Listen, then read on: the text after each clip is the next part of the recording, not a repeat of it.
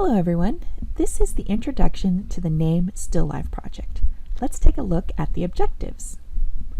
For this photo project, you will arrange an assortment of symbolic objects and the letters of your name in a pleasing composition. You can complete this assignment in class or at home. Experiment with the compositional techniques shown in the next few slides. Write an artist statement explaining the significance of the objects. Instructions for that part of the assignment will be separate. Symbolic objects. Choose a collection of small objects that represent you. The object can be from your backpack, from around the classroom, or from home. You might not end up using all of the object, but that's okay.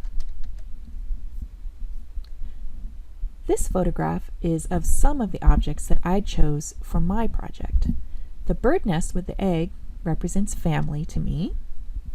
The corgi figurine represents my corgis and the fact that I love having pets.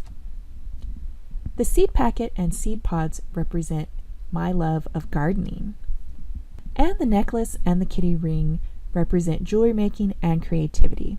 Jewelry is just one of the type of arts that I like to create. A few compositional techniques to try, but before we look at them, what is composition? Composition is the way components in a photo are arranged to make a compelling and visually pleasing image. The components may be the objects themselves, but they can also be things like color or lighting. Warm or cool color scheme. Using a dominant color scheme can unify your still life. In this example, the student used warm colors. Consider throwing in a contrasting color to draw attention to an important area if you want. I really like the arrangement of letters in this photo. I like the way they're all different angles. It gives it kind of a playful feel. This is an example of a limited color scheme. Using a limited color scheme can unify a photo by calming down a still life that might otherwise be chaotic. In this photo, the colors used are black, white, red, and blue. Zoom in close is another compositional technique. Eliminating unnecessary space around the subject can help create a focal point. The blurry edges of the photo also add interest, but be careful. Cameras can't focus if you get too close. You'll have to learn the limitations of your own camera. Rule of thirds. Imagine a tic-tac-toe grid over the still life. Something like this. Anywhere the lines cross is a focal point. You'll notice that the lower left focal point is right over the camera and the cell phone, and the upper right focal point is close to the O in the name. I really like the way Gennaro took away the O and substituted the apple. The apple and the O are a similar shape, and Gennaro also likes Apple products. This is an example of a photo that doesn't use the rule of thirds, but it's still a nice arrangement of objects. I particularly like the way Sophie used the H on the Harry Potter sweater to be the H in her name. I also like the way she used the book in the background. It fills in the space nicely, and it lets me know a little bit more about her interests. It's apparent that the photographer carefully considered the placement of each item. Vertical or horizontal.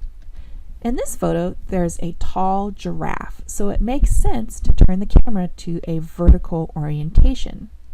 Play around with this in your own photos if it seems appropriate for your objects. The letters. Choose from the various letter options available for this project to spell your name. Please put the letters back neatly where they belong when you're finished using them so that they're ready for the next person. If you choose to do your project at home and you don't have letters, then think of a creative alternative to include your name. For example, you could cut letters out of a magazine or you could draw letters and color them in. Use your imagination. The background.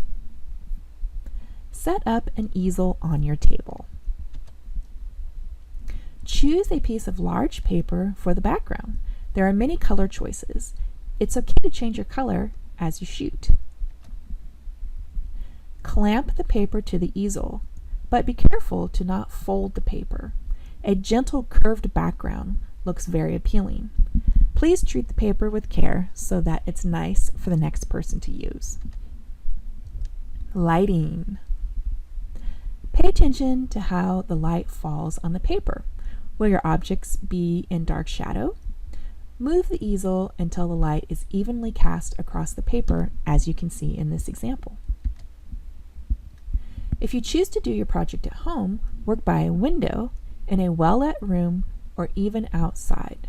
And believe it or not, overcast days have the best light. So if you're lucky, it will be overcast on the day that you choose to shoot your photos.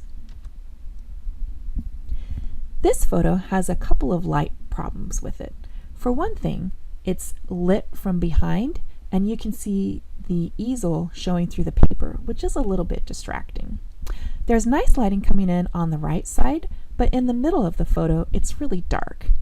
If this would have been turned to a different angle and the light hit the photo evenly, it would have turned out a lot nicer. Try mini compositions. This is just a few of the photos that I took for this project. Let's go ahead and focus on the corgi. So you'll notice in the first three photos, the corgi's in the same spot, but then the corgi's on top of the N, then it's next to the E, then it's on the T, and in the last two, it's next to the S. Move the objects around to different positions. You'll notice I also moved other objects around too. Part of your grade in this project will be how many photos that you take. 10 photos will be a B, 15 photos an A-, and 20 or more photos will be an A. Here are a couple of student examples of projects that were completed at home. I really like the way Jeremiah chose a nice neutral background for his objects. That way it's not distracting. I love the way that Jeremiah laid out his objects. It looks very symmetrical. I also like the way Jeremiah drew his name and colored in the letters. I think that looks fantastic. This is Kaylin Campbell's project. I also like her background. I like the way that she surrounded her name with all of the objects that represent her. She printed her name in a playful font and then printed it on yellow paper, which looks great. Here is your official assignment. Take 10 to 20 or more photos, turn them into Google Classroom. And just as a reminder, here is the corresponding grade component. Evaluate your photos carefully. Choose one with the strongest composition that clearly meets the project criteria. Insert your best photo into the document found in Google Classroom. Write your artist statement under the photo. Remember, you'll receive separate instructions for that part of the assignment. Turn in your final project. That's it for the introduction. Have fun taking your photos, everyone.